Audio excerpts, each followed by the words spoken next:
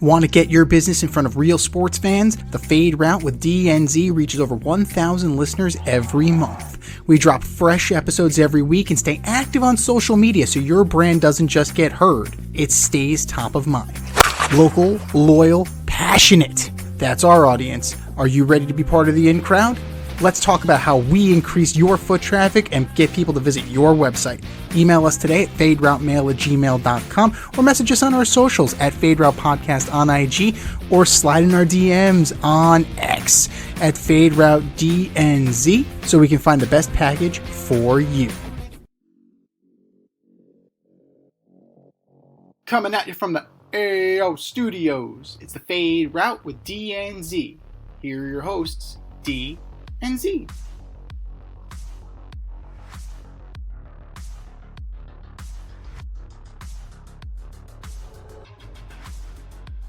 Powered by Riverside FM. Coming at you live from the AO Studio. Ayo. It's the Fade Route with D and Z. I am D, and we've got a great show for you tonight. The NBA Cup has reached the quarterfinals. Woohoo! Woo! Woo! Yay! World Cup groups have been selected, and there is college playoff controversy. But we'll begin today's show with, oh no. We have to talk about this before. We've talked about this before, but the Colts may not make the playoffs. Starting quarterback Daniel Jones, who had a fracture in his left leg, tore his right Achilles on Sunday, and is done for the rest of the year and most of next year. Backup Riley Leonard, Notre Dame's tried and true, he hurt his knee in relief of Jones, and he might not be able to play. Third stringer Anthony Richardson is going to stay on IR with a fractured orbital bone.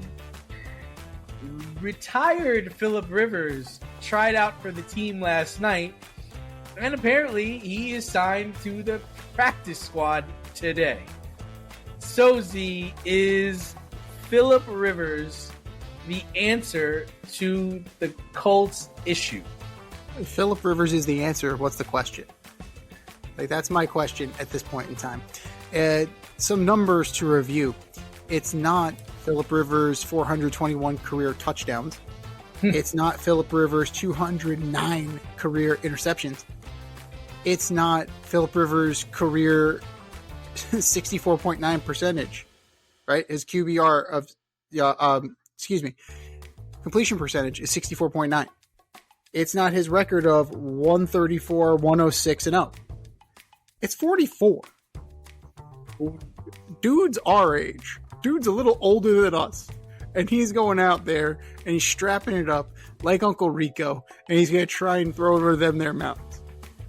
So what you're saying to me, and please, by all means, stop me if this is not what you're saying to me, is that 44-year-old Phillip Rivers, who last I checked was coaching high school football and was trying to sire a football team in and of itself. He already has 10 kids, right?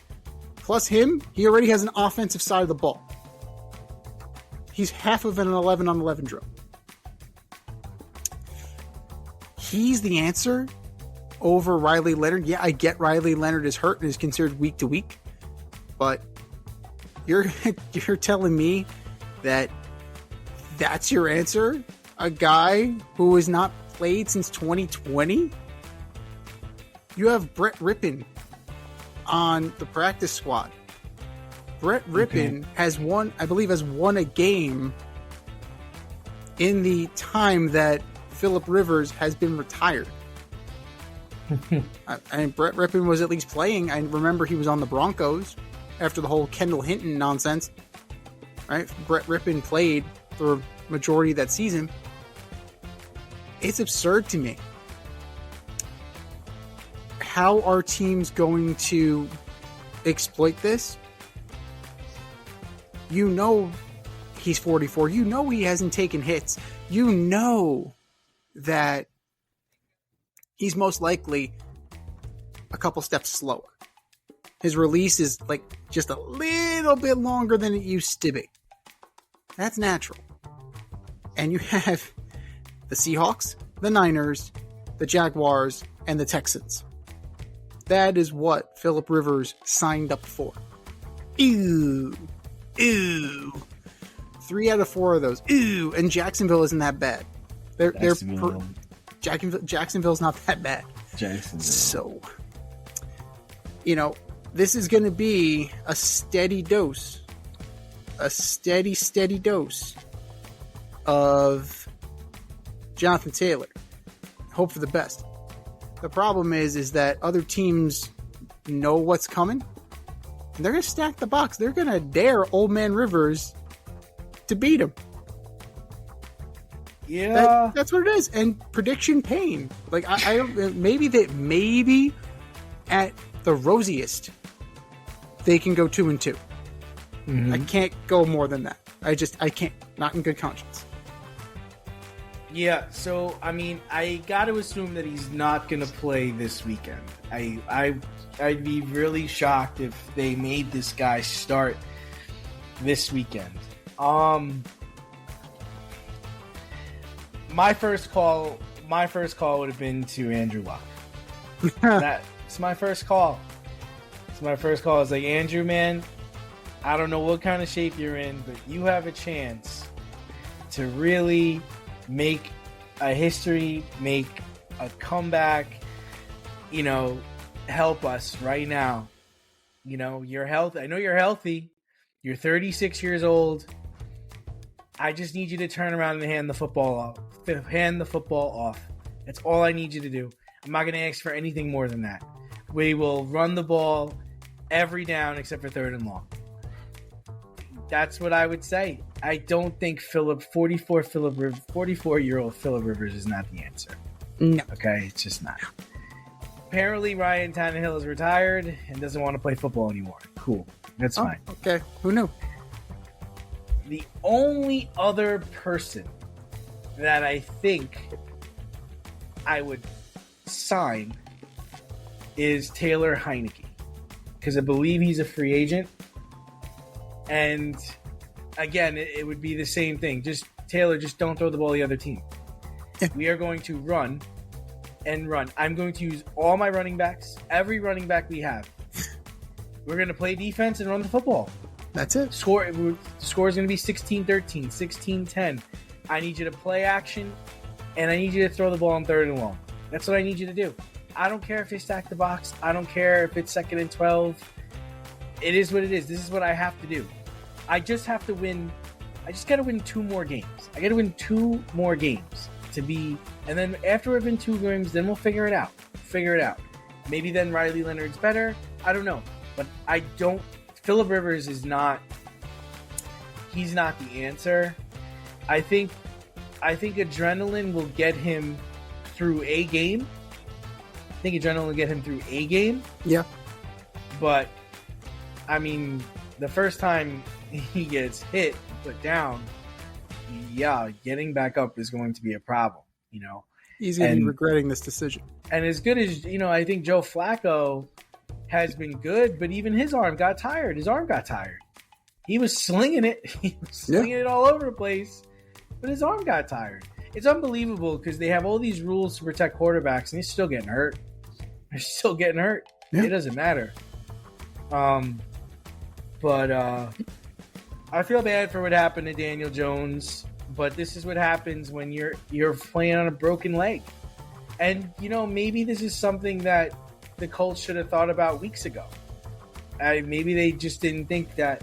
Actually, I don't know what they were thinking, because with Andrew Jones with a fractured fibula, you had to imagine, he's one hit away from being out, right? Right. And Anthony Richardson is not coming in. No. And Riley Leonard could be the starter, but we're going to need to back him up with somebody. So maybe Ripien is the answer, but what a mess. It fell apart so quickly in Indy, but I got to say, this falls at the feet of Shane Steichen. As the head coach, you know that your quarterback. What about the owner who's on the sideline for games? Yeah. She doesn't get any of the grief for this? Unless she's pressuring Steichen to keep him in, like, I don't see how, like, I don't see how she could, like, unless she's pressuring him to keep him in because they're in the playoff hunt. Like, that's the only thing. The only way I could put some blame on CJ her. Beathard is on the Detroit Lions practice squad. Yeah, you can go get CJ Beathard. He's a competent backup. You gotta competent. You can't. Is Nick Mullins available still? Is Nick Mullins still in the league? He would be a fine backup. You can't go with 44-year-old Phillip Rivers, who now Case motherfucking Keenum is still in the league. Who now messes up his Hall of Fame eligibility because now he's coming back. All right. And that also messes things up. And also, a little bit of what's messed up is Daniel Jones's free agency. Because this is only a one-year deal with Indy. So either they're going to bring him back to rehab him, they've seen enough. Like, they Nick believe Mullins he's is the on guy. the court. Nick Mullins is on the Jags. There you go. There you go. No, you can't get No, him. he's on the roster. He's on the roster. He's not on practice squad. He's Damn on it. the roster. But a guy like that would be perfect. Right?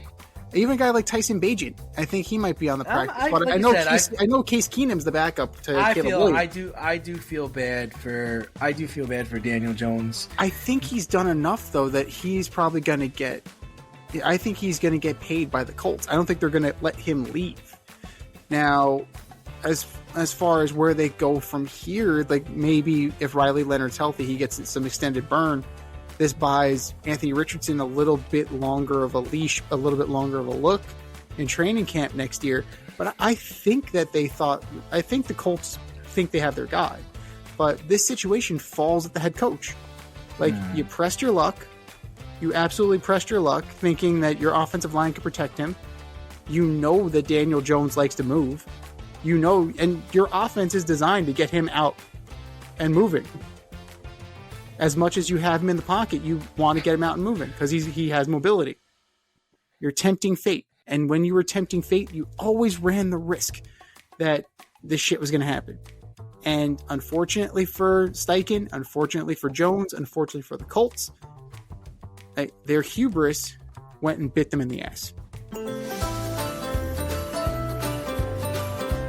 Avoid messy accidents. Get better stopping power with your brake pads. Callahan brake pads. You never know when you'll be driving in the road and there will be a truck tire that you need to avoid and save your family. Callahan Auto. We really care about what's under your hood.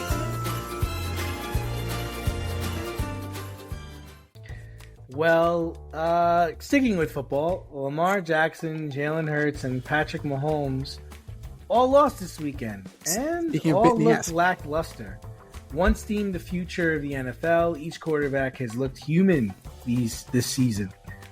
The Philly offense looks terrible. Lamar looks like he's lost a step, and Mahomes may not make the playoffs. I think they're in 10th place right now, even though 7 teams get in. That's some crazy shit. Huh. So whose stock are you buying? Who are you selling? And who are you holding?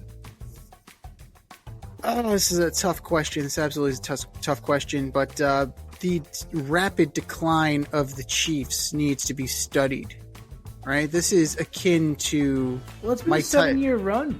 Yeah, 7 but years. At the same 7 time, years, 3 Super Bowl wins, 2 Super Bowl losses, AFC title games. I mean, what more could you ask for in this run? But for it to come crashing down so abruptly, usually there's more of a steady decline. Like the Eagles, it's not totally apples to apples because the Eagles were a worthy contender, but it's very much like Mike Tyson, Buster Douglas. Like Mike Tyson got rocked, didn't know how to handle getting rocked, and now he's looking for his mouthpiece, and he was never the same again. Much like the Eagles rocked the fucking Chiefs in the Super Bowl, and they had no idea how to respond. The Chiefs like to play from ahead. Like, who doesn't, right? But the Chiefs especially like to play from ahead. And the Eagles went out and they punked them out. And that just carried on. Week 1, week 2. And the Chiefs eventually seemed to find their groove. But then again, 3-7 against teams with winning records. That's nope. And what's their record in 1-score games this year? They haven't won any. Exactly. So everything that went in their favor, every bit of the mojo that they had, just all of a sudden, like, just gone. Just completely eroded. You got Butker missing kicks. You got guys dropping balls in their hands. Drops. Rashi Rice like got hit by a truck. Like, that was like, Jesus Christ. Like, that, he got lit up. And I gotta say, Kelsey's drops. Oh, Kelsey that's can't bad. get open. No, Kelsey looks like he lost a couple steps. Hollywood Brown can't get separation. Kareem Hunt is their running back. No, like that ain't it, man. It's been a decline. It's been a mess. But Lamar Jackson hasn't looked much better. But to be fair, Lamar Jackson had his team in position to win. It all breaks down to your interpretation of what a touchdown is and how many steps that was with Isaiah Likely. The catch is? Yeah. Like, 41 years old. I don't know what a catch is. Or what do you think? Was that a touchdown for? It wasn't called. It wasn't called. It's very close. It's very close, but I don't know what a catch is. Yeah. I don't know. I don't know what a catch is. To me, that was 1 foot down when he caught the ball, second foot touchdown. Like that. That's what I saw. What else does he need to do? I don't know. Like, he's got to like. You need me to do a backflip, little jig, football move, even though I'm in the end zone? Right. What do you need me to do? You know, it's like those. It's like the comedy skit with what roughing the passer is. You have to lay the quarterback down gently. You have to put a pillow under his head. You have to like tuck him in ever so slightly. But if you pull too tight on the sheets, it's a flag. Like, I don't know what more Isaiah Likely could have done, considering the fact that the Steelers defender ripped it out of his hands. Like, that, to me, that's a touchdown. Yeah, I'm in the end zone already. I caught the ball. I'm done. It's over. I broke the plane. Over. That's game. That's it. It's over. So, like, and then you get to Jalen Hurts' performance, which was, it was dog shit. Absolute freaking dog shit. I don't understand. He lost 2 fumbles on the same play. That's bad. What, do you have 4 picks last night? I think 4, 3, something like that. You know, it's the Eagles. To me, the Eagles read their own press clippings. They hear what people are saying about them, and they try and get too cute, and they try and rub it in their faces. Like the whole A.J. Brown thing. Now all of a sudden we're going to start feeding them. You know, the Eagles' offense isn't conservative enough. Is too conservative, and all of a sudden Jalen Hurts is taking these shots down the field that he shouldn't be taking. Like, Jalen Hurts is, where the fuck are you throwing the ball, man? Where in God's name are you throwing that? The only reason why you're in overtime is because Saquon motherfucking Barkley. Like, that's the only reason why. Because you rediscovered your identity, and then you pissed it away in overtime.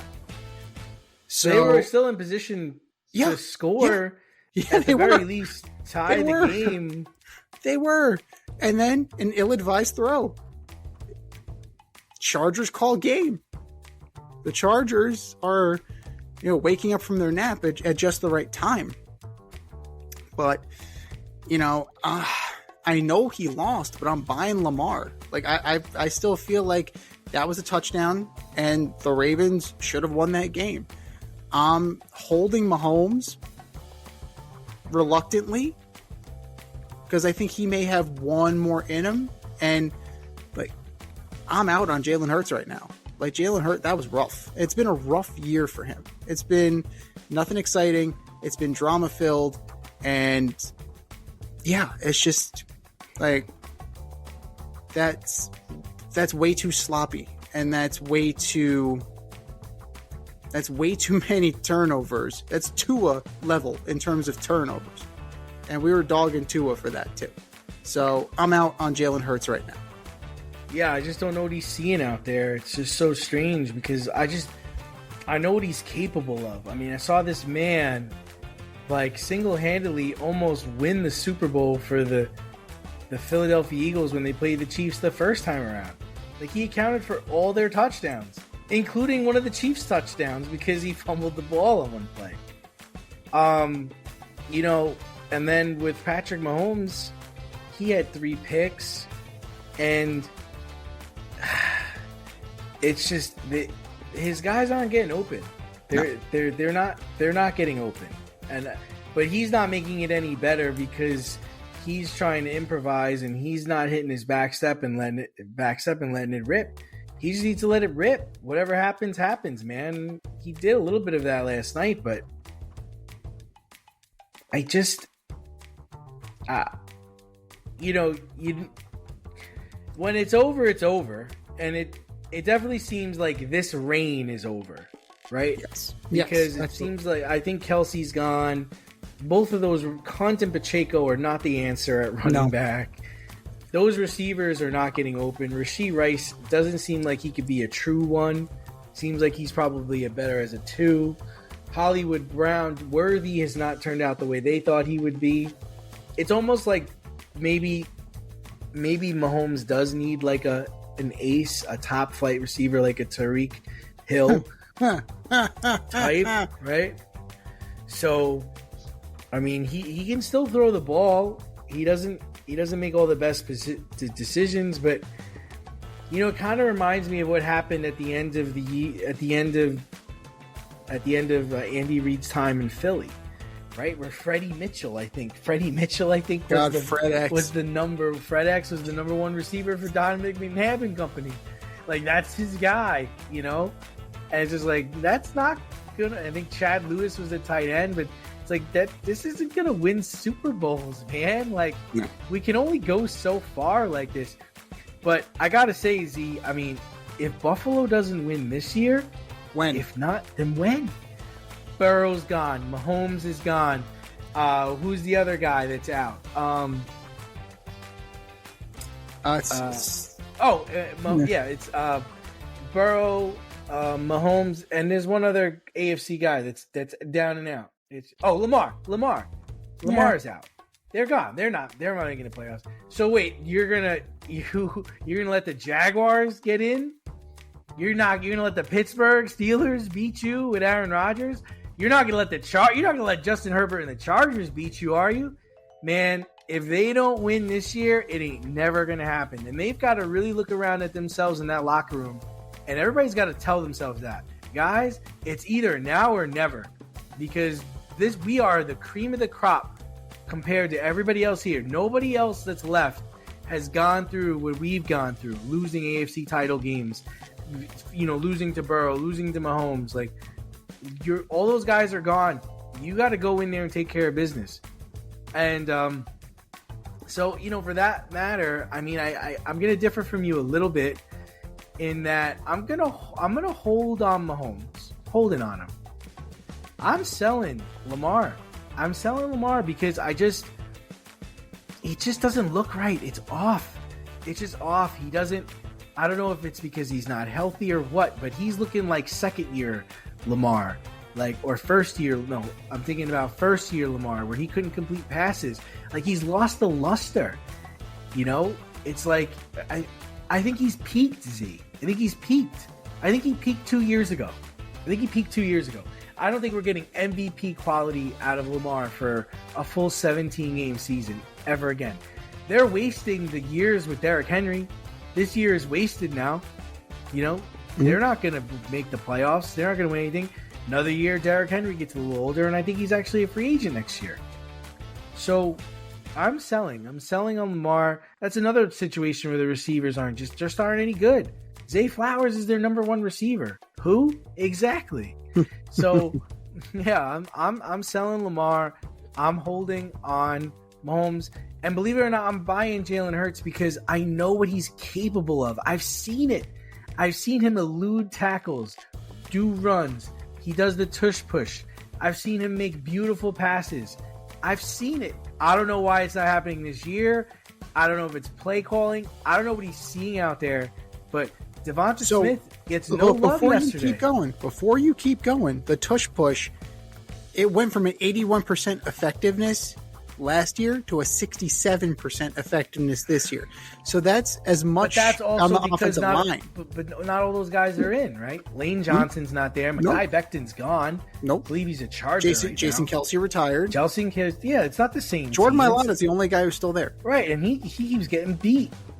He keeps getting beat on passes. Yeah. on the pass rush. So there's something to be said about that. The same way that the decline of the Chiefs, you have to take into account that the offense. You have to figure that the tush push has kind of broken these guys down a little bit. Like, yeah, I know it's hard to officiate, and there's no documentation of injury. But just to see how much the Eagles have fallen off with the frequency and the success rate of the tush push last year versus now, there is something to that. Like, it is something that needs to be studied, and maybe that's the angle that the competition committee is going to use to ultimately get rid of the tush push. I think really it comes down to their running game. The Eagles' running game isn't really that good, basically because they don't have their best offensive lineman anymore. Their passing game, I don't know what's happening, because even A.J. Brown is dropping passes. He's dropping passes. Devonta Smith's getting open. They're not getting the ball. It's very odd. It's very strange. I don't know what to make it, but I'm not giving up on Jalen Hurts. I still think I think he's got a lot of talent, even from his college days. I think he's a phenomenal player. He beat Patrick Mahomes in the Super Bowl. So I'm buying his stock. Elevate your protein game with Clear Whey Protein Powder. Lactose-free, sugar-free, and refreshingly delicious. Perfect for a flavorful, protein-packed boost. That's Clear with a K. Go to clearprotein.com, enter promo code DNZ for 20% off any product. That's clearprotein.com. Clear with a K.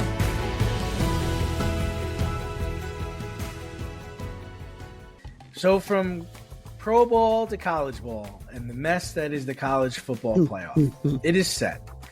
In a controversial move, 3-loss Alabama is in, ahead of 2-loss Notre Dame, and so is the Miami Hurricanes. The Fighting Irish have taken the omission personally and removed their name from bowl game consideration. So which do you have a bigger issue with? 3-loss Alabama getting into the playoffs or Notre Dame declining a bowl invitation? Not to mention you have 2-loss Tulane in there, so that's huge for the Green Wave. Good for them. Like, where'd they come from this year? So good on Tulane. James Madison is in, well, it's more about the 3-loss Bama because they wanted to take another SEC team. They were trying to angle for an ACC team, and that's how they ended up with Miami. The problem where Notre Dame gets hurt is if Miami is in, if we're going head-to-head, Notre Dame lost head-to-head to Miami. So, like, that kind of dings their chances. But then why was Notre Dame ahead of Miami in the rankings all season? That's a fair question because when you look at how did they jump them? Nobody played. When you look at Notre Dame's schedule, they also didn't beat anybody. Who? Miami? Notre Dame. Oh, like you look at they beat Syracuse 70-7. I'm pretty sure the Spellman Falcons could probably go beat Syracuse 70-7. Like they put a whooping on them. And for what? Like this is the problem, and this is the issue Notre Dame has, right? As an independent, one of 2 independents in Division I football. The other one's UConn. So that's all you need to know, right? It's them and UConn. That's the independent. Great company. Fantastic, wonderful. Dan Orlovsky, pride of UConn. Dan Orlovsky still doesn't know how long an end zone is, but you play footsie with the conference, right? In basketball, they're an ACC school. If this is not the impetus to join a conference, I don't know what is. The committee was looking for an ACC school. They were begging for an ACC school. All you have to do is humble yourself and join a conference. And now, in this new negotiation, moving forward, they're getting an automatic bid. Right. Next year they get it. Right. Which is ridiculous. I think next year will be 16 teams too. Also. Right. So they'll get an automatic bid. I think it's time for the NCAA and Notre Dame fans aren't going to like this, but it's time for the NCAA to hold their feet to the fire and force them to join a conference. Same thing. You have to force UConn to join a conference. You have to be affiliated with somebody. You have to. Like, why are you? Like, Michael Wilbon called it playing footsie, and I have to agree, because you're in on every other sport but football. You're in the ACC with baseball. You're in the ACC with field hockey. You're in the ACC with basketball. But football, it's a bridge too far. No. So, is the reaction petulant on Notre Dame's part? Is it a little bit of taking their ball and go home? Yes, absolutely. It is. Because at the end of the day, Alabama, even at 3 losses, SEC, the quality of wins and the quality of losses, they are in a different stratosphere. Right? And then head to head, you lost to Miami. So those are your 2 legs. Those are the legs to stand on. So, should they play in the bowl game? Well, if they do, right? Let's say that they do. What's gonna stop the players from not playing? Right? We've seen that nowadays, right? All the NIL recruits, the top guys are like, yeah, I'm not gonna play. I'm gonna protect my draft status. So yeah, the jerseys will be there, right?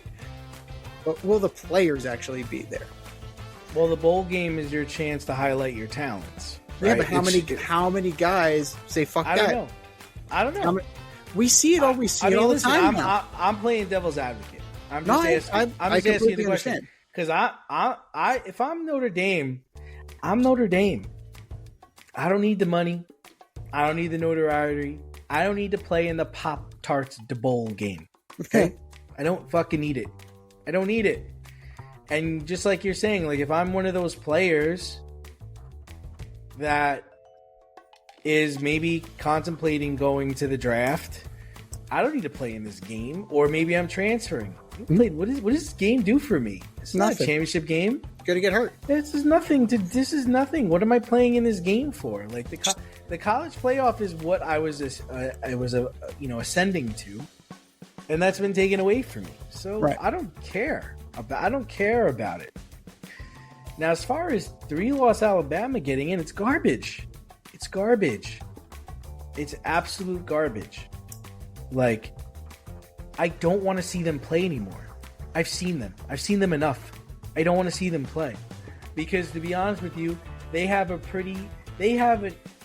easy chance to get to the semifinals, because if they win, they're playing Oklahoma. They could beat Oklahoma. Then they're going to play a rested Indiana team, and we've seen that the teams on the bye usually lose. They're going to lose. So now they lose. So Alabama gets to the finals, where they'll play most likely Texas Tech or Oregon. And if everything holds out where the bye teams all lose, they'll play Oregon. So you got Alabama and Oregon. Total mismatch, or Alabama moves on. So Alabama gets to the national title game. And guess what? On the other side, they'll have to fucking play Georgia again. And that's what I don't want to see. I don't want to see that garbage. We saw that already. I don't need to see that again. That's why this thing is so fucking broken. And I just don't care. This is what happens when you have all these teams. And they're trying to create a March Madness type thing. And you just can't do it in football. Just go back to having 4 teams, and the 4 they get in are the 4 they get in. Whatever. Like, the other thing about, just want to touch on Notre Dame. I know I touched on it a few minutes ago, but I feel the same way about it. If you were going to let Miami in, then Miami should have been ranked ahead of them the whole time. That's your fuck up. You can't, what took place on a weekend where neither of them played that would allow Miami to jump over Notre Dame? And honestly, I don't want to see either of them in the fucking playoff. I don't need to see any of these teams. Honestly, you talked about Tulane. I don't need to see Tulane. I don't need to see Miami. I don't need to see James Madison. I don't need to see any of this shit. I'm not tuning in until they get to the finals. And if Alabama's playing Georgia again, I'm not watching that garbage. I watched them get manhandled. It wasn't a game. It wasn't competitive. It didn't matter. And that's what this thing is. It's like none of this matters. You have a college football playoff now. The bowl games don't matter anymore. They don't matter. It doesn't have any value whatsoever. You know, unless you want to make the bowl games part of the playoff. I guess you could do that. But for me, if I'm Notre Dame, bowl games is for chump change. Bowl games is for James Madison University. Bowl games is for Tulane. Bowl games is for Florida Atlantic. Bowl games is for the UCF. That's who bowl games are for. I don't even see Texas here. Trash. Just trash. You mean the preseason number 1? Right. Yeah. So with that, if you're looking at quality, if you're looking at the losses, you're looking at, for Notre Dame, they lost to Miami and they lost to A&M.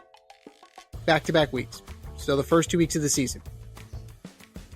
Bama loses to Oklahoma, who they're playing now, Georgia in the SEC title game, and then week 1 against Florida State, which is the outlier one.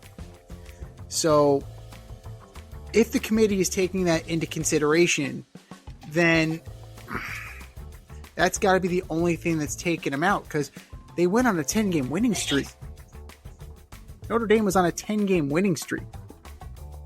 There's something to be said about that, but I don't know what the criteria was, other than they were looking for an ACC team and they were looking for a representative in that conference. And sure as hell wasn't going to be Clemson. So, I mean, if you're looking at it, it's weird. Like the tradition of the bowl games, like they are now quarterfinals in this tournament. Like the Orange Bowl used to be like this big thing, right? It used to be like a standalone event. The Rose Bowl, like they are standalone events. The Peach Bowl.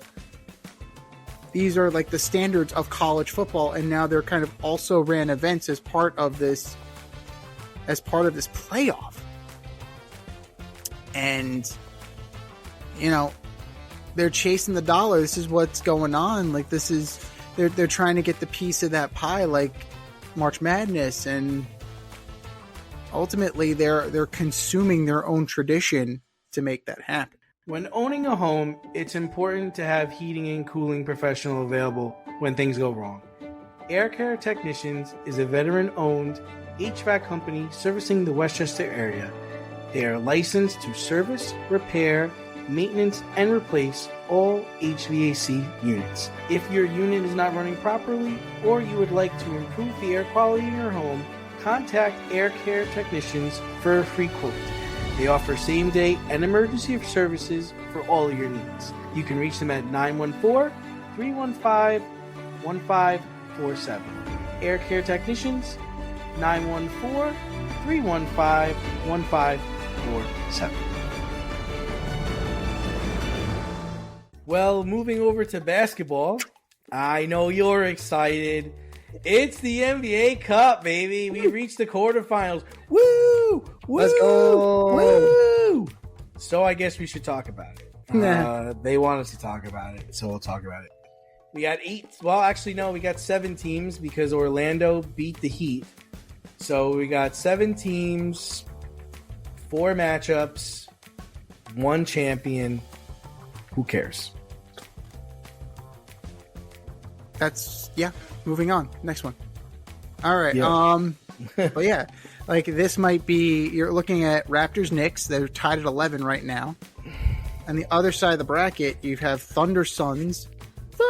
And then Lakers Spurs. The 21-1 Thunder. Right. Right. So could this be the first time ever that you have the champion also win the NBA Cup? Well, that's what it is. That's like, all what this are we is going to doing become. here? But that's all this is going to become. This is just going to become like a trivia question. Like, oh, what was the first team to win the NBA Cup and the championship in back-to-back seasons? The 2025, 2026. Right. That's all this is going to become. I mean, what kind of competition is this? And it's in the NBA, right, is supposed to be like a series, right? They do series in their playoffs. It's not like college where it's where it's a round robin tournament, and you could just be hot one day, and then there's no selection committee telling people where to go. I mean, we could just chalk this, right? I mean, the Knicks are going to win. I would assume the Magic win, and then on the other side, I would assume the Thunder wipe the floor with the Suns, and the Lakers beat the Spurs. I would assume the Lakers beat the Spurs, and then I would assume the Thunder wipe the floor with the Lakers, and the Thunder beat the Magic in the cup. Done. I'd be shocked if it ended any other way. Well, that one's a toss-up. Whoever comes out of that second bracket, I mean, that's going to be a closer game. Knicks, you're talking Magic. about the Knicks and Magic? Yeah, whoever yeah. won. Yeah, whoever. I'll give you that. But whoever comes out of that other bracket is not beating the Thunder, because the Thunder haven't fucking lost all year. They've lost one time. One game. They're not going to lose where this kind of sort of matters, right? They're the NBA champions. Like, yeah, sure, I guess we can pony up for this game. Like, you know what I mean? Like, they haven't lost all year. Why would this? I just don't. This is what, the third year they're doing this garbage, or the second year they're doing this garbage. It's not like Champions League and domestic leagues. It's not like where teams that are involved in the Champions League will sometimes play a lesser lineup because they know they have a Premier League match coming up. Like, that's not the case. Like, that here, like, it's within the context of the season. It's just, it was a weird format from the jump. You have these stupid courts that you put on there that are apparently unplayable in some cases. Some situations. In some cases, they're absolutely fucking unplayable. And all of this is for what? It's an audience of one. It's an audience of Adam Silver. Like, that's it. Who is clamoring for this? Who said, get me this? Who wanted this? Who asked for it? I don't remember. I was not consulted. Were you? Not I. Would have told them no. Would have told them it's dumb. Shorten the season, eliminate back-to-backs. Like you said, like, I mean, you work in a high school. Yeah. I know it's a girls' school, but is anybody talking about the NBA Cup? I mean, I work for an ad agency. Nobody talking about the NBA Cup. Who's talking about the NBA Cup? Nah, they talk. I've heard more about Ronaldo versus Messi than the NBA Cup. Like that's where we are as a sports society at my school. Like they don't give two shits about the NBA. They don't give they barely give a shit about the WNBA. Like, some of them will talk about the WNBA, but more often than not, the sports are not the jam. It's just not it. But of the kids that are sports fans, it ain't the NBA. It's not the NBA at all. I've heard more about the MLS than the NBA, and that's saying something. MLS or the World Cup? Both, because MLS Cup just happened. It happened on Saturday. So I've heard more people talking about MLS at my job than the NBA. And MLS is like a distant fifth. I just don't know how they put weight behind this. I don't know how it becomes like sellable. I don't like what, why would I watch it? What am I watching? Why? Because of the courts? Because of the uniforms? Because what? They're going to care about this particular game over other games? And I'm pretty sure the last game gets played in Vegas, right? Like, it's a neutral site too, right? Yeah. Yeah. I mean, like I said, I would be shocked if the Thunder don't win this whole thing, especially when you're talking about it's one game. Yeah. I mean, for one game, yeah, they're going to be their best version of themselves. So, no, it makes absolutely no sense from a viewership standpoint. And again, what are the stakes? What's in it for them? Right. Just the money? Like, how is that different than any other game? How is that different from the stakes you tried to put on the All-Star game? And look at how well that's gone. It's just it's a gimmick. It's just another gimmick. And look at how well that's gone. And look at how well that's gone. Who talks about the NBA All-Star game other than when the Spurs intentionally got themselves disqualified from the skills competition? Like, that was the highlight of the All-Star game.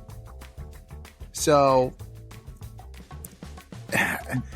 It continues to be an unwatchable product, and it continues to be a tone-deaf product for people who have no idea what people want. More Labs Morning Recovery is the #1 alcohol recovery supplement that helps you wake up clear-headed and refreshed.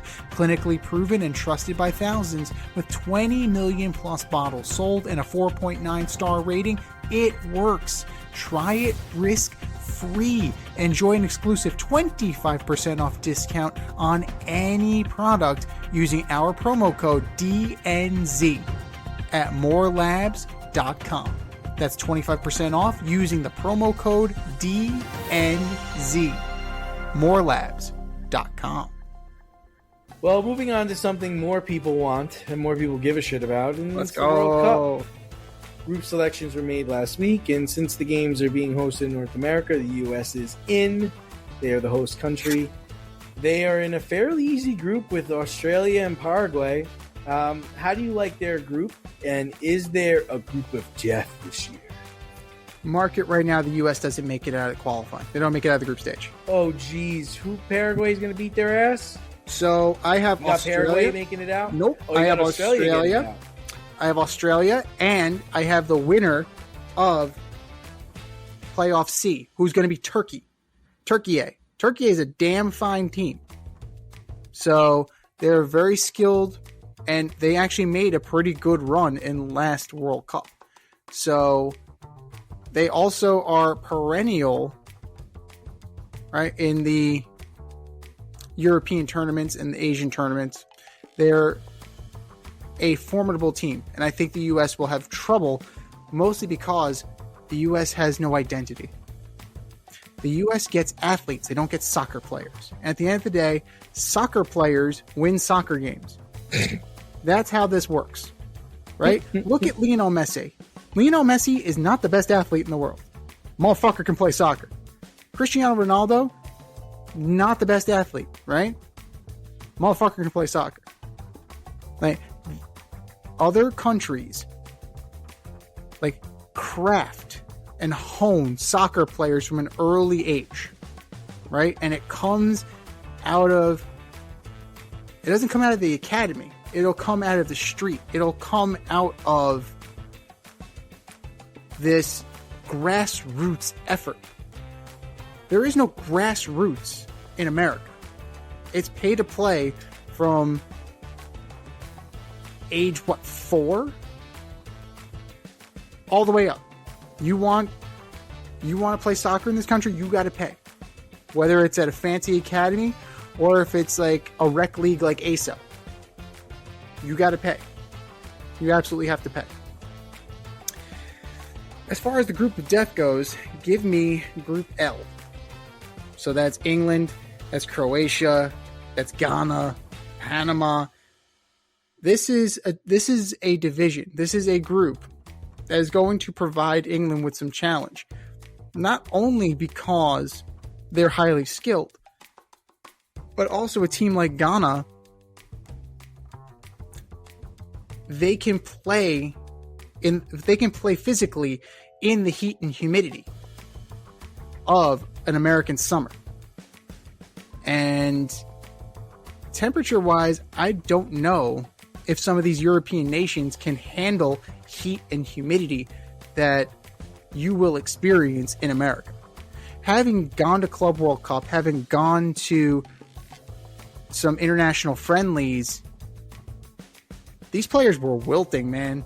Even like, well, it depends on where the games are going to be played, right? Because is Atlanta, when they play in Atlanta, they're in a dome. They're going to be in a dome, right? They're going to have it closed, right? So climate controlled. But look at Argentina. Argentina, Kansas City, Jersey. and Dallas. Yes, you have the swamps of Jersey. You have Gillette. Swamps of Jersey. You have Gillette. Now on the West Coast, you have Seattle and you have LA. They're playing in SoFi, which is nice. Now the good thing is that all of the turf stadiums are going to be resodded with grass, so you don't have to worry. Yeah, so you don't have to worry about any freak ACL injuries. But Brazil's drawing Morocco. That's going to be tough, but Haiti and Scotland don't do anything for me. I find that the Argentina draw, it's pretty pretty straightforward. You got Austria, you have Algeria, you have Jordan. That's a freaking cakewalk. That is a cakewalk in Group J. So Japan and Netherlands, Tunisia, that's a pretty good one. But overall, when you're looking at the quality, I keep going back to Group L. And I think that it's going to be a struggle for England, but I think that they will win the group. But it's going to be a dogfight. It is going to be a fight coming out of that one. And the attrition may just be what they need to finally bring it back home. Yeah, I mean, so for me, I do think the U.S. will make it out of the group stage. It would be really, really disappointing if they didn't. I mean, this would be such a letdown. Of the three host countries, they're the weakest one, in my opinion. Yeah. I mean, you gotta get out of this group stage, though. I want to believe that they'll get out of the group stage. As far as a group of death, I don't know if there really is one. I'll agree with you that Group L is a tough one with England, Croatia, Ghana, and Panama, but I still would think England is the best team. I don't think it's arguable. Like, they're the best team in that group. I want to say maybe Group K because we have Portugal and Colombia, but again, I would tip my hat to Portugal on that one. Like, I don't see a real group of death. I guess if let me see what that. Yeah, well, Italy was to if Italy was to win the playoff, Canada, Italy, Switzerland, Qatar. It's still too top heavy with Canada and Italy. Italy's not that good. Italy is not that good. They're not. And you'd probably say Canada's the best team, right? I mean, I would say Canada miles. Switzerland might be the best team. If Shaqiri plays, Xherdan Shaqiri is really good. You have a few guys that you have a few Swiss nationals that are really solid players. So you also have to take into account with the expanded format, 8 select third place teams are moving ahead too. So that's becoming even more of an issue. So even with the group of death, right? Even with L, 3 teams can actually come out of L, right? 3 teams could come out of J. So it remains to be seen. But traditional powers are gonna get chased down by some of these teams. You know, Ivory Coast is on the come. Turkey, if they get in, most likely they will. You know, Ghana, Japan. Japan is technically sound as anybody. So this is going to be a very interesting World Cup from the standpoint of the expansion. Like, adding those extra teams, I think it's going to put some countries on their heels, because you have these hungry nations who haven't been there in a while, and they're going to try and make their name. They're going to try and make their bones this World Cup.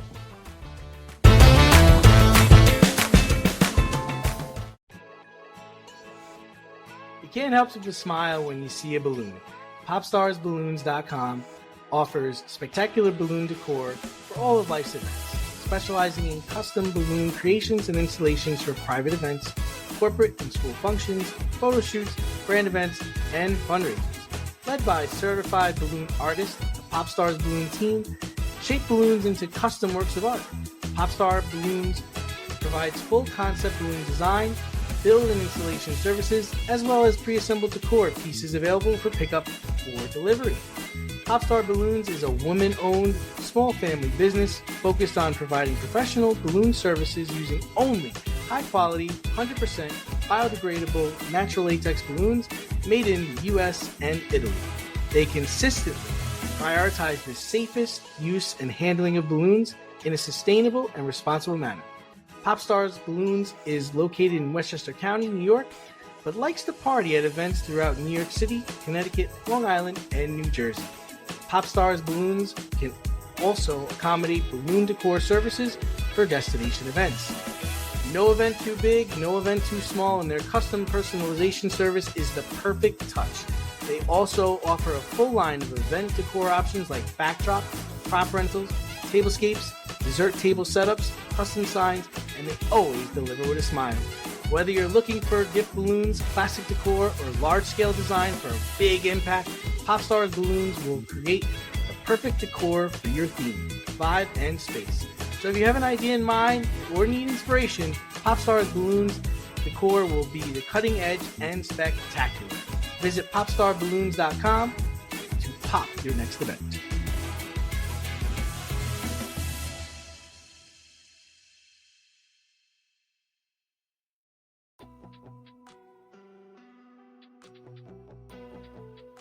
Fair or foul? Judging the more messed up stories of the week.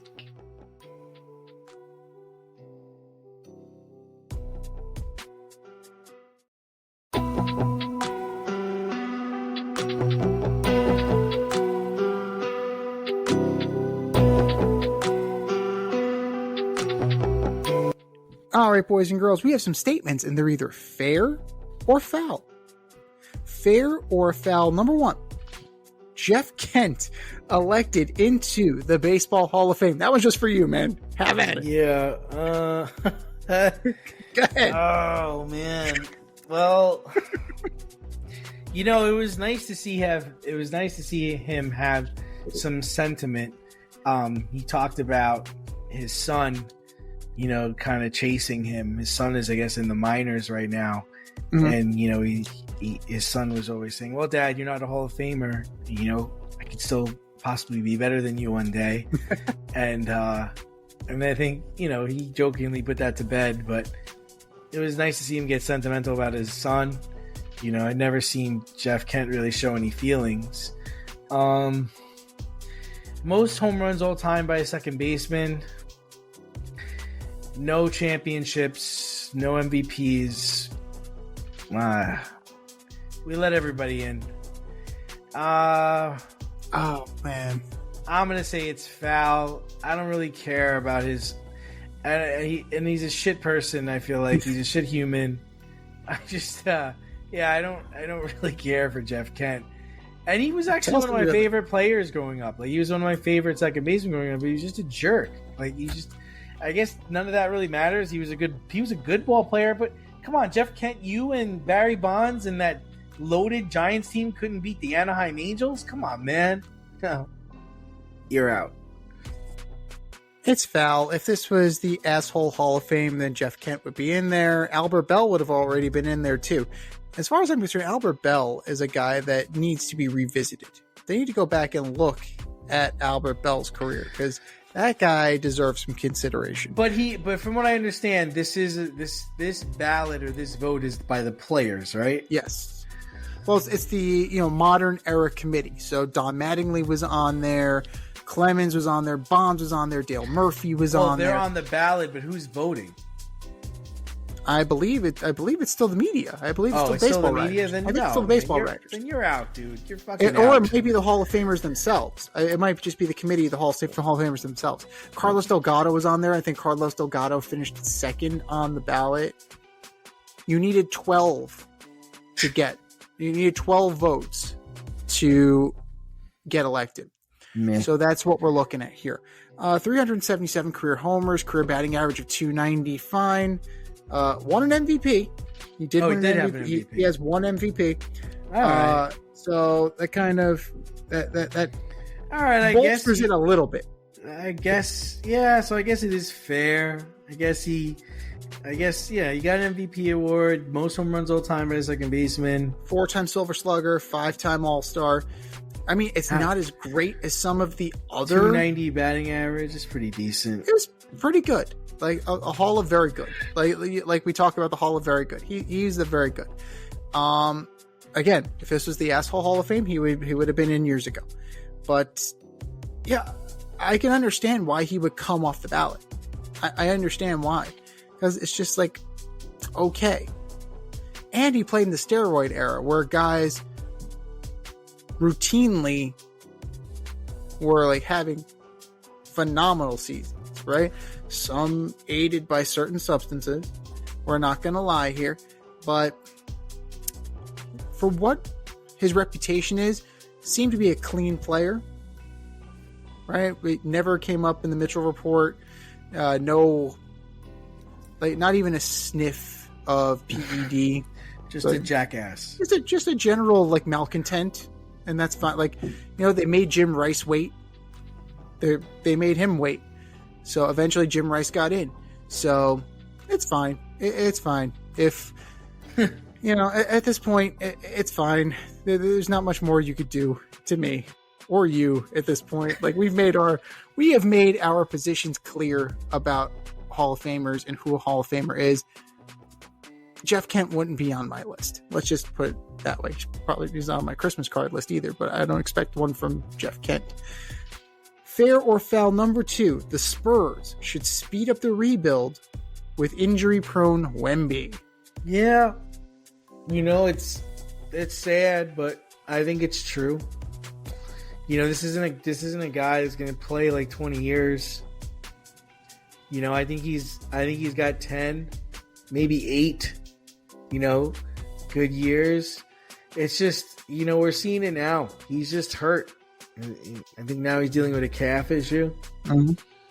I just think that, you know, whatever you're going to do it soon. Don't necessarily build around him. Build a team to try to get as many championships within the next, you know, 3 to 4 years, and plan on him being around for 7 or 8. I think it's fair. I think it's fair too, but you have De'Aaron Fox, you have Stephen Castle, you have Champagny, you have players here, right? You have Sochan, Vassell. You have a young core beyond Wembanyama. Now, if you decide you want to speed this up a little bit, right? If you want to speed this up to try and take advantage of his limited prime before he eventually, like, you know, gets hurt and has to bow out of the league, who are you getting? You're not getting Giannis right now. Like, Why? Why not? That might be that. That's the route I would go. I'd like to have both of them on the court. What's giving me pause is the fact that he's out with the calf strain, correct? I think so. Yeah. Calf strain. You take your sweet time with that. You have fun with that, because I'm not watching you pop your Achilles. I've seen that enough with Tyrese Halliburton. Like, I don't want to see that again. And I don't want to give up Kessel and Sochan and Champagny and draft picks for you to pop your friggin' Achilles. I don't want that. As a GM, I'm being very cautious with that. Now, who would be available? Like, maybe whoever, or like maybe the Warriors would move on from a Draymond Green or a Jimmy Butler. Like, maybe they would do that, but that seems a little far-fetched.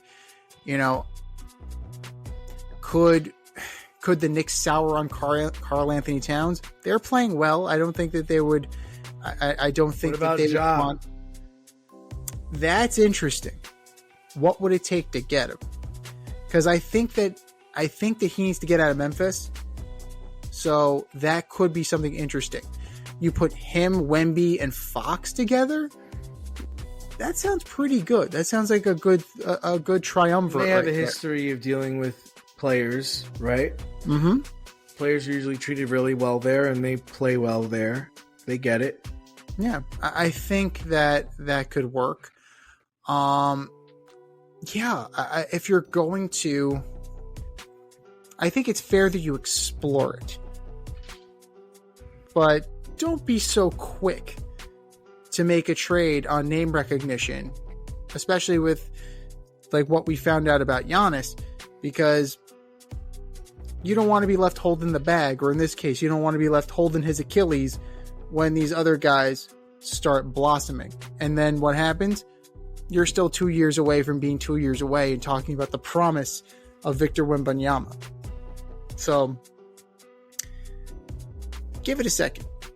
You could always call the Clippers about maybe getting Kawhi back. There's an idea. Geez. Yeah, why not? Let's get. What's the deal with that guy, man? What's his legacy going to be? What is that going to be? The ultimate case in load management. What are we going to talk about when we talk about that guy? His Toronto. It's so strange. Yeah, I mean, you're talking about going from the highest of highs, but what's his deal? Like, he's an interesting guy. I think that, you know, he likes basketball. He absolutely does like basketball. He enjoys playing at a high level. I think his body has betrayed him, right, with his knees and his back, for that matter. But everybody just bent over backwards and put this guy in fucking bubble wrap. And he set the precedent for what the modern NBA is, with fucking load management and no back-to-backs and none of this stuff. So I think that might be the legacy, almost akin to Tommy John having the surgery. Like, it's kind of one of those type deals. But it's a complicated thing, because Kawhi, when he played, Kawhi Leonard was one of the best defenders in the league, and he could score, man. He was a complete player. He took Toronto to the mountaintop. So, like, there's something to be said about that. Like, he got out of the Spurs system and went and did something, but then his body betrayed him. So, it's complicated. It's complicated when it comes to Kawhi. Fair or foul, number 3. The Dodgers got a bargain by signing Edwin Diaz. Yeah, I mean, I don't know if it's a bargain. I'm just surprised that the Mets didn't match it, if that's all he really wanted. Also surprised the Yankees didn't get in on it. But to me, it sounds like the Mets weren't interested. It also might have been just a done deal where he was going to Los Angeles regardless. I mean, you know, there's some talk that he didn't like what was going on in the locker room, apparently between like McNeil and Lindor and then Soto. But I mean, who knows how true all that stuff is.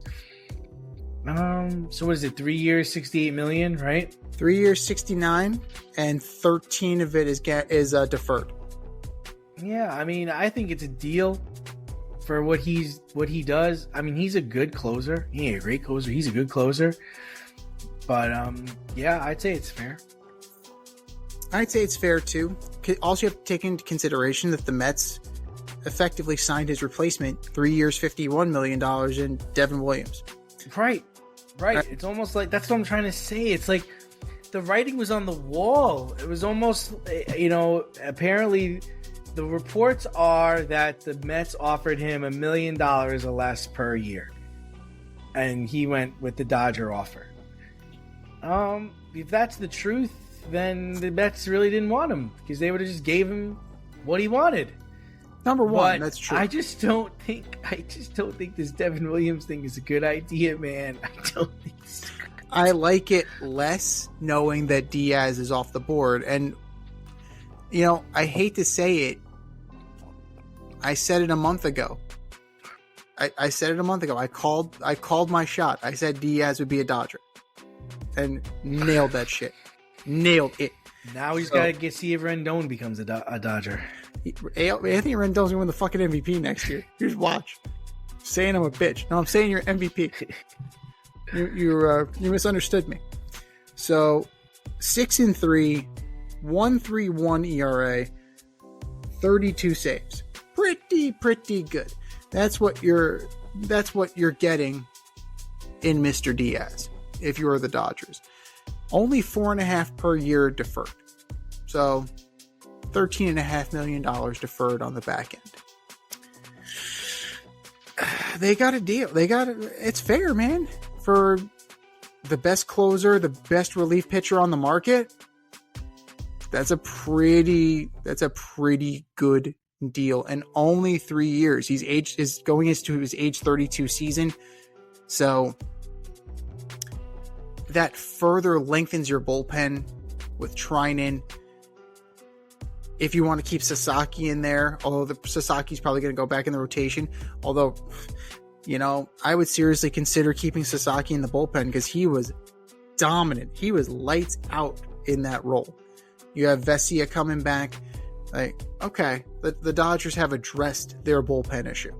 They have absolutely addressed their bullpen issue. And it just speaks to a bigger thing with the Mets, right? okay, $1 million per year less. All right, fine. But $1 million per year less to go to the Dodgers, the back-to-back champs. That's even more. That tells me as a Met fan that Edwin Diaz does not believe this organization is serious about winning. You deal off Nimmo. You're playing, I don't know what game you're playing with Pete Alonso. David Stern's saying, we know him. He knows us. I know Pete's here. I don't think we need to have a meeting. I don't think we need to have a meeting. Like, he knows us, but yeah, he knows you're a cheap bastard. Huh. Like, that's what Pete knows about you. That's what he knows. He knows that if he's still available in February, before pitchers and catchers report, he can get a contract from you. That's what Pete Alonso knows about David Stearns. You settled for Devin Williams, which means your familiarity with him trumped performance. Do you think this pitching lab is so good that it's going to turn 4.79 Devin Williams back into the airbender? I don't know if your pitching lab is 3 runs off your ERA. I don't know if it's that good. But if you're a Met fan, you cannot be happy about this. You cannot be confident. Yeah, he'll sign depth players. He'll sign quadruple A ball players. He'll sign guys from Japan, guys who had reclamation careers in Japan. And then that's all well and good, right? That is all well and good. But David Stearns doesn't pay for top-end starting pitching. That he's already trying, that they're already laying the groundwork for missing out on Framber Valdez and Ranger Suarez. We don't really go into that deep of a water. We got McClain, we have Sproat, we have Tong. That's fine. It's starting to sound like Brian Cashman. A little bit. He doesn't pay for power. He doesn't pay for top of the rotation arms. Like, who does he pay for then? Who is David Stearns going to pay for? Who? Devin Williams on a down year? Awesome. Great. Frankie Montas. Right. Frankie Montas. AJ Minter for 2 years. Okay. I see. I understand. It's going to be a long winter in Queens if they do not address the fundamental flaws of this team. Last year, it was the starting rotation and the hitting. Dealing off Nimmo to bring in Marcus Semien because of the defensive metrics, you're already off to a bad start. You added 3 years. Yes, he's cheaper, but Semien's 3 years older. It's quizzical. And it makes you wonder what is going to happen moving forward.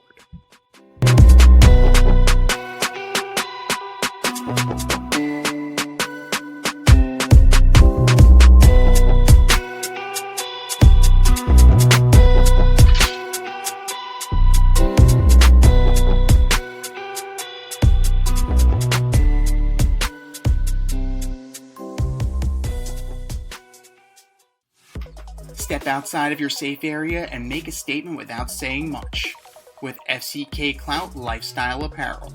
Embrace the colorful chaos and stay emotionally regulated in their graphic tees, hoodies, snapbacks, accessories, and more. Go to fckclout.com today and check out current season and past season merchandise for men and women. Get it while you can. That's fckclout.com. Check them out today. fckclout.com.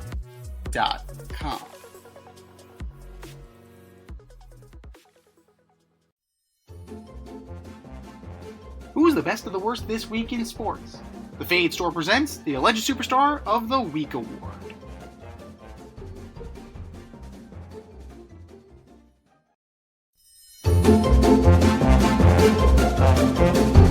All right, boys and girls, you know what time it is. It's time for the Alleged Superstar of the Week. You know how it goes. We put up a poll on our X account at FadeRouteDNZ and our Instagram poll at FadeRoutePodcast, and you vote. And you vote, and you vote, and you vote. And the winner of said vote gets a shout out on this here show and takes home the coveted ass trophy. And do you know who took home the coveted ass trophy last week, D? I don't. That'd be one Mr. Max Brosmer. Oh, I got one. Ooh. Ooh. Not since the Peter Man have we seen such a terrible, horrible. Don't throw it. God damn it. Oh, fuck. Just Max! lay down. Just take the sack. Max! And then JJ comes in and whoops that ass. He whoops that commie ass. Oh my So gosh. it was nice. I hope you enjoyed your fleeting NFL career, Max. I hope you enjoyed. But that was last week. This is this week. Who are your nominees for Alleged Superstar of the Week? D. All right, so first up, I have the quarterback of the Philadelphia Eagles, Jalen Hurts. Yeah. Man, just playing on Monday Night Football. Not a game you need, but a game you should have. Well rested, ready to play.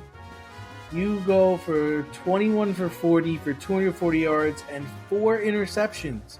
Four. Ew. I think there was even a fumble on another play. Dude. Just god awful. It's not that hard. Do better. Just do better. Jalen Hurts, you are my Alleged Superstar of the Week. Number 2, sticking with quarterbacks, Lamar Jackson. What happened to you, man? You were supposed to be the future of this league. You're one of the best players. Just me mentioning your name makes Z yawn. Winner of this game was supposed to be going to the playoffs. Oops. Steelers, Ravens in Baltimore. Oops. 19 for 35, 219 yards, a touchdown and interception. Awful. Trash. That's not the MVP. That's not the great Lamar that we know. What is that? Lamar Jackson, you are my Alleged Superstar of the Week. And last but not least, sticking with the quarterback theme, it's Patrick Mahomes. Last week they lost. This week they're pretty much playing for their playoff life. Oops. They only put up 10 points, all in the third quarter. Quarterback of the Kansas City Chiefs, he had 3 interceptions and 160 yards passing. But he was the leading rusher with 7 carries, 60 yards. It's not a formula for success. I don't know where the Chiefs go from here. Patrick Mahomes, you are my Alleged Superstar of the Week. What do you got, Z? I mean, you can't argue with any of those based on this past weekend's performances. Just absolute horseshit. Absolute horseshit all the way around. I'm going to start with Notre Dame football. Snubbed from the college football playoff in favor of 3-loss Alabama, pretty much because they lost to Miami week 1 in August. Now, instead of having pride and just playing and then taking your frustrations out on Southern Miss in the Gasparilla Bowl or wherever the fuck they were going to send you, you decide to take your ball and go home.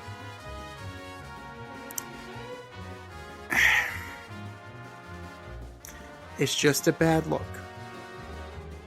But you're not the only one. 5 other schools have done it too. Now, that's not to say that the players would have played. I understand that. But still, show some pride. Show up. Whoop that ass.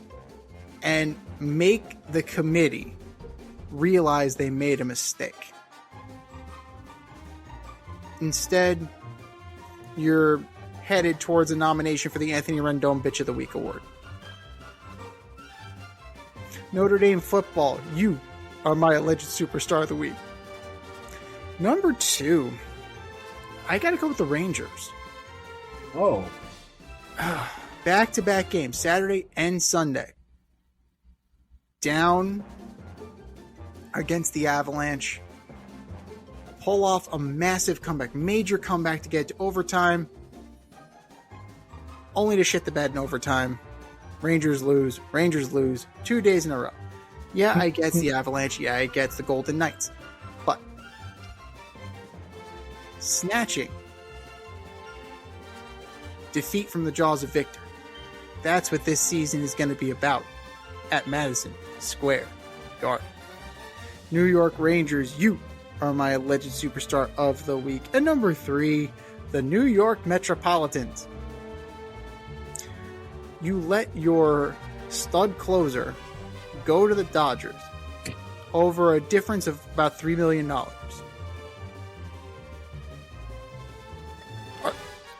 You traded Brandon Nimmo. You're probably going to trade Jeff McNeil.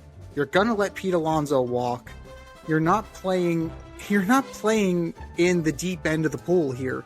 You're already laying the groundwork for why you can't sign guys like Framber Valdez and Michael King, as if it's Nolan Ryan and Christy fucking Mathewson. No, we can't really. We don't value, or we don't want to play at that end of the. Well, what do you want to do? What do you want to do? Like, what's your identity? Milwaukee East isn't going to win you shit. Plain and simple. Milwaukee East isn't going to win you shit. Milwaukee Central doesn't win Milwaukee shit. Best record in the league. What did they win? Ugats is what they won. They won Ugats. Who won? The Dodgers. The Dodgers just got Edwin Diaz. And they're probably going to get more too. Get your head out of your ass, and if you want to compete, you're going to have to fork over some money. That's the landscape of Major League Baseball. He who has the deepest pockets wins. It's a sad reality. And I don't want to hear about, oh, we're preventing runs.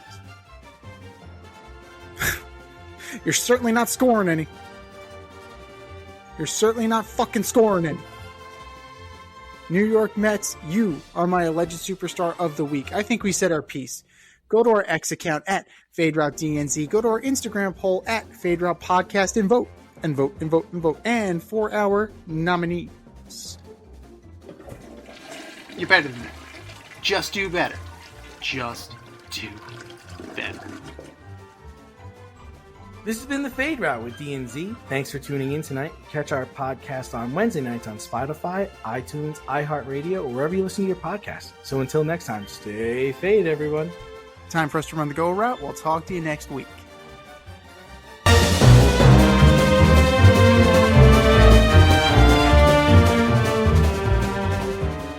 Thanks for listening to this episode of our podcast. If you liked what you heard and you want to hear more, be sure to like and subscribe on your favorite podcast platform. Leave us a review, rate us 5 stars, turn on subscription notifications, and share on social media. Tell your friends and spread the word.